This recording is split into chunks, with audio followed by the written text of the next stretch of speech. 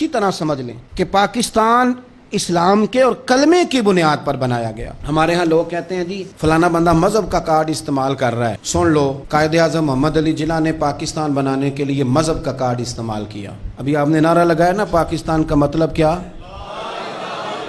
تو یہ مذہب کا کارڈ نہیں، مذہب کا کارڈ استعمال کیا تو پاکستان بنا. اب تو نہیں مجھے پتا، مجھے زیادہ موقع نہیں ملتا. جب صرف ہم پاکستان ٹیلی ویژن ہی دیکھتے تھے نا، پی ٹی وی، تو جب 14 اگست قریب آتا تھا تو قائد اعظم کے چھوٹے چھوٹے کال ٹی وی پہ آتے تھے، اور وہی کتابوں میں بھی درج ہیں. بالکل پاکستان ٹیلی ویژن نے نشر کرتا تھا. پشاور یونیورسٹی میں پاکستان بننے سے چند سال پہلے، 2-3 سال پہلے قائد اعظم کا خطاب ہوا. نوجوانوں نے پوچھا، پہلا سوال، بس 2 سوال 2 جواب سن لیں. جتنے مصنفین آئے قائد اعظم پہ لکھنے والے، یہ سب نے لکھا ہے. طالب علموں نے پوچھا محمد علی جناح سے کہ سر آپ یہ بتلائیے پاکستان کب بنے گا؟ تو قائد اعظم کہنے لگے یہ تو اس دن بن گیا تھا جس دن پہلا ہندو کلمہ پڑھ کے مسلمان ہوا تھا.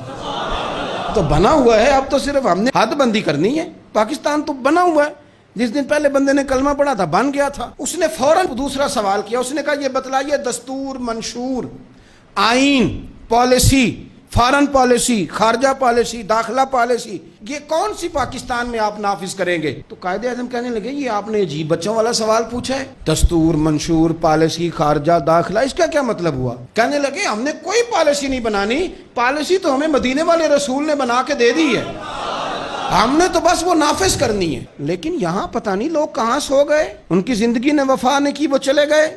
یہاں آج بیوروکریٹ کو خطرہ ہے کہ دین نافذ نہ ہو جائے، تاجر کو خطرہ ہے کہ دین نافذ نہ ہو جائے، اتنی دولتوں کا حساب دینا پڑے گا.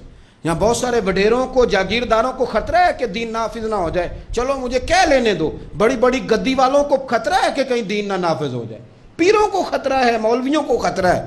یہ نافذ ہو گیا تو میری پجاروں کا بھی مجھے حساب دینا پڑے گا. انشراح صدر ہی نہیں، ہم مخلص ہی نہیں اس کاج کے ساتھ. میں بڑی کھلے دل کے ساتھ بات کرتا ہوں کہ اگر یہ سارے گدیوں والے بھی جو بہت سارے اسمبلیوں میں بیٹھے ہوتے ہیں اور اپنے اپنے لیڈروں کی تعریفیں کر رہے ہوتے ہیں، تم بزرگوں کی اولاد ہو، تم نے بزرگوں کے نام پر ووٹ لیے، عزتیں پائیں، اور آ کے سیاسی لوگوں کی تعریف کرتے ہو، اس سے آدھی تعریفیں بھی تم مدینے والے رسول کی کرتے تو تمہاری دنیا بھی بن جاتی اور آخرت بھی بن جاتی. تم نے پیدائش کہاں کی، کھایا کس کا، اور تم نے نبھایا کس کے ساتھ؟ اس قدر درنگی.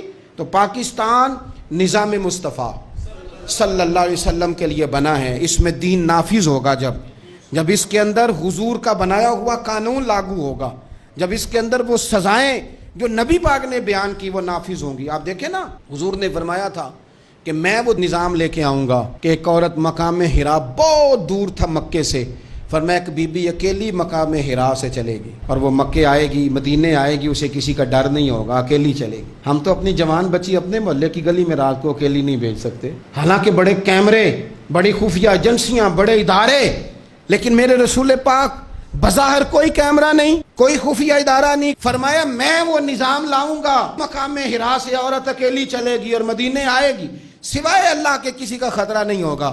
جناب ابو ہریرہ کہتے ہیں میں نے سن لیا تھا، میں منتظر تھا کہ وہ وقت آئے. پھر جناب عمر کا زمانہ، ایک بی بی آئی، وہ اونٹ پہ بیٹھی ہے اور اپنی گود میں اس نے گٹھڑی کپڑوں کی رکھی ہے. فرماتے ہیں جب مسجد نبی کے باہر اس نے اونٹ بٹھایا، میں نہیں کوئی اور بات کر رہا تھا، پوچھا کہاں سے آئی ہو؟ کہنے لگی مقام حرا سے. اکیلی آئی ہو کہ کوئی ساتھ تھا؟ کہنے لگی اکیلی تھی. کہا کسی نے کچھ کہا تو نہیں؟ کہنے لگی قربان جاؤں مدینے والے نبی کے نظام پر.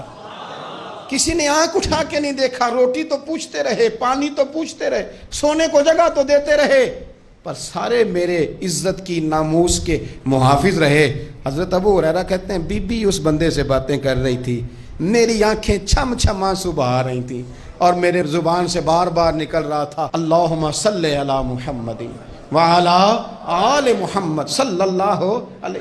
اور صاحبو یاد رکھو، ابھی تک برادری کا سسٹم ہے، ابھی تک اونچ نیچ ہے، ابھی تک لوگ کہتے ہیں یہ فلانی برادری تو یہ فلانی برادری.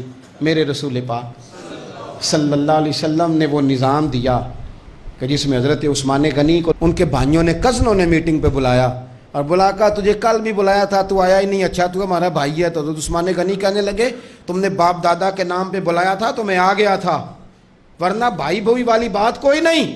کیا مطلب؟ فرمانے لگے تم نہیں میرے بھائی، تم میرے نبی کا کلمہ ہی نہیں پڑھتے.